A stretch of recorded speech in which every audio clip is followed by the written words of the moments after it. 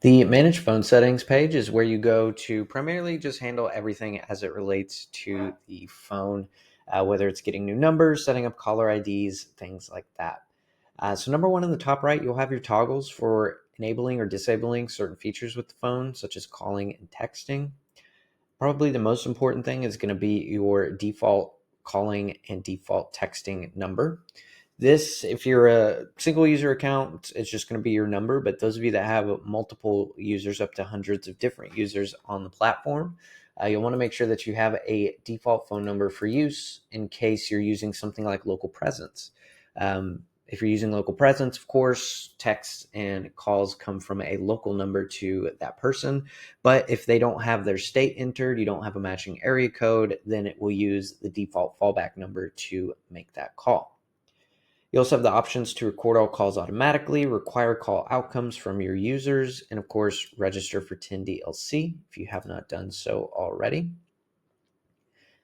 Those of you that are doing a ton of outbound dialing through the system, you'll be able to enable spam remediation here. This is a fantastic tool that you can use if your number is coming up as spam likely.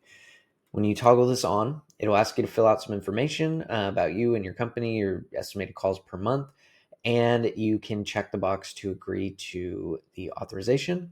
All this does is it says that we can then reach out to carriers on your behalf to remediate any numbers on your shape system that are coming up as spam. With spam remediation, it is $5 per month per number that you have toggled on. So if it's just one number that you use for a lot of outbound dialing, you can only, toggle it on for just that one, or you can have it toggled on for every number, which of course we recommend, just to make sure that if any spam flags do come up with AT&T, T-Mobile, Verizon, etc., that we can remediate those for you. Down below will be your list of numbers. If you don't have any, you can of course hit get phone number here, put in the area code that you want, and then choose from the list of available numbers. Any numbers that you get, you'll have options over here on the right-hand side to edit those. Give it a friendly name. That'll be this one here. That way you know whose number it is, if it's assigned to one person, or if it's a team number, for example, that goes to multiple people, you just want to make sure it has that friendly name so that you know which number is which.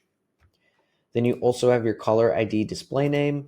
If you want to have a certain name pop up on the phone whenever you're dialing out, such as your company name or team name or something like that, then you can have a friendly name added to it. Or excuse me, you can have a caller ID display name. This registers it with the CNAM database so that that number will display. However, do keep in mind it's up to the carriers to display that. We just add it to the database, and if they choose to display it, then it will be there. But if they don't choose to, then it will still show just the number that you are using. Down below is where you find the caller ID settings for each user on your platform. When it comes to the caller ID, sometimes if it's a direct number to a user, it'll just be for that one user, right? If this number is Alex Hammonds, then it will always show this caller ID. However, if it's more of a team number, so when multiple people are using the same number, then you'll just want to make sure that that number is assigned to each user that it should be displaying for. In this case, you'll see we have one number shared across multiple different users. Here's where you can add your external ring groups. This is a really, really handy tool for transferring. When you're transferring a call, you have the option to select from a ring group. You can give it a name. In this case, I'll say like ring group example, and then a phone number that when that ring group is selected should be dialed.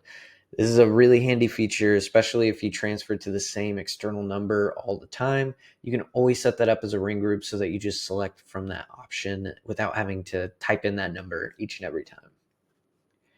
Then you can also verify a phone number here as well. This is useful if you want to use like your cell phone when you're calling out. You can just verify a phone number here, put in the number that you want, and hit add. What that'll do is it'll make that number available for you to use as a caller ID. So when I choose number from the list, I have all my shape numbers, but I also have that external line that I can use as my caller ID as well. Really important to note, you can only do this for calling. It is not supported for SMS just due to compliance reasons. Hopefully this video helps clarify on some of the options with getting new phone numbers, adjusting the phone numbers, and just keeping everything organized here within your phone settings. If you have any follow-up questions, don't hesitate to reach out to help@setshape.com.